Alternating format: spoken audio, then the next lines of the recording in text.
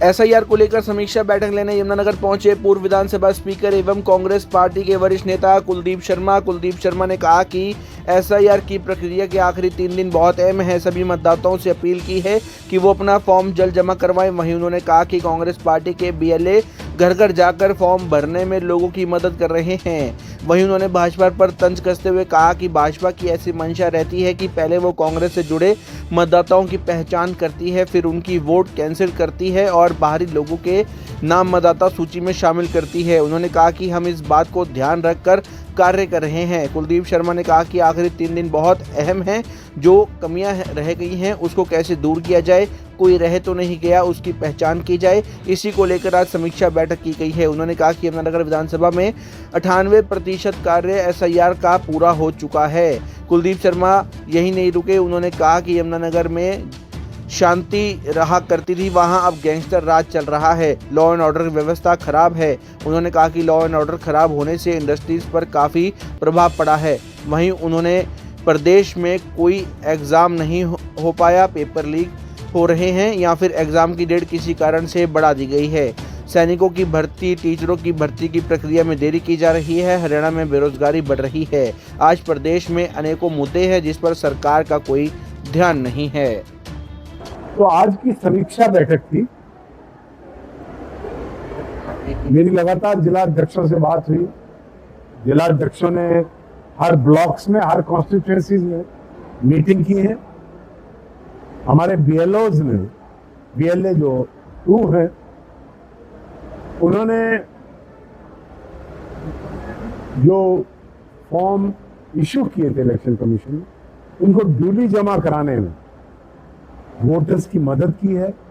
लेकिन कमियां फिर भी हैं और हम इस चीज को देख रहे हैं क्योंकि भारतीय जनता पार्टी इस चीज की कोशिश करती है कि जो कांग्रेस से वो आइडेंटिफाई करके रखता हूं, जो कांग्रेस को का पोटेंशियल वोटर है उसके नाम एलिमिनेट कर दो और दूसरे नामों को उसमें डालते भी। इंडस्ट्रियल टाउन है जगाधरी भी और यमुनानगर भी। इन दोनों इंडस्ट्रियल टाउन में सबसे बड़ा खतरा है क्योंकि यहाँ पर माइग्रेटरी लेबर के लोग, बाहर के लोग आकर काम करते हैं, फैक्ट्रीज में करते हैं, संस्थानों में करते हैं। इस बात का फायदा बीजेपी उठा सकती, तो इस पर विजिलेंट रहकर हम इस बात को रोकने का प्रयास। लेकिन सर ऐसे नहीं कि मजदूर आते आते बहुत देर करती है क्योंकि अब तो काम लगभग हो ही गया। नहीं, ये लास्ट मोमेंट पे भी आपको हमेशा संभालना चाहिए। अभी तक हमारे ब्लॉक अध्यक्षगण बीएलए 1 काम कर रहे थे। ये नहीं है कि हमारी पार्टी ने काम नहीं किया। अभी आपके सामने यमुनानगर की बात की गई कि ऑलमोस्ट 98% हमारा बीएलए 1 का, बीएलए 2 का काम फॉर्म जमा हो गए हैं।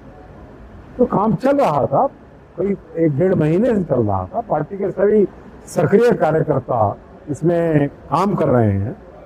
अब इस बात को लास्ट मोमेंट पे देखने में कि कोई कमी रह गई हो तो उसको अभी भी इस 3 दिन के अंदर सुधारा जा सकता है, तो इस बात का स्टॉप है। जो यमुनानगर जहां शांति हुआ करती थी वहां गैंगस्टर्स का राज चल रहा है, लॉ एंड ऑर्डर खराब है, ये आप संतुष्ट हैं? आप खुद बता दीजिए। दूसरी बात, आप देखिए, जब लॉ एंड ऑर्डर खराब होता है तो जो सेंटीमेंट है इंडस्ट्री का वो भी समाप्त हो जाता है। डर जहाँ रहेगा वहाँ इंडस्ट्री पनपती नहीं है। दूसरा है रोजगार है। कोई एग्जाम हुआ है अभी तक? पोस्टपोन होती है, पेपर की लीकेज हो जाती है,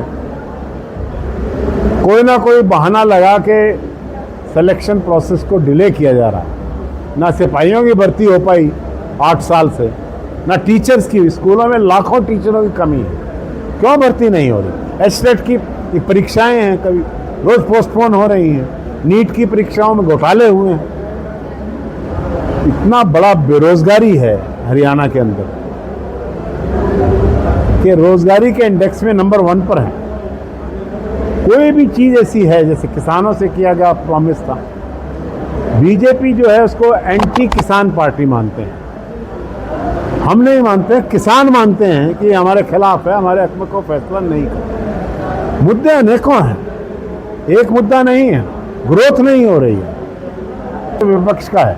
भारतीय जनता पार्टी की ये नीति रहती है जहाँ विपक्ष का विधायक हो वहाँ कोई विकास ना करे, लेकिन जहाँ उनके अपने हैं वहाँ पर भी यही हाल हो।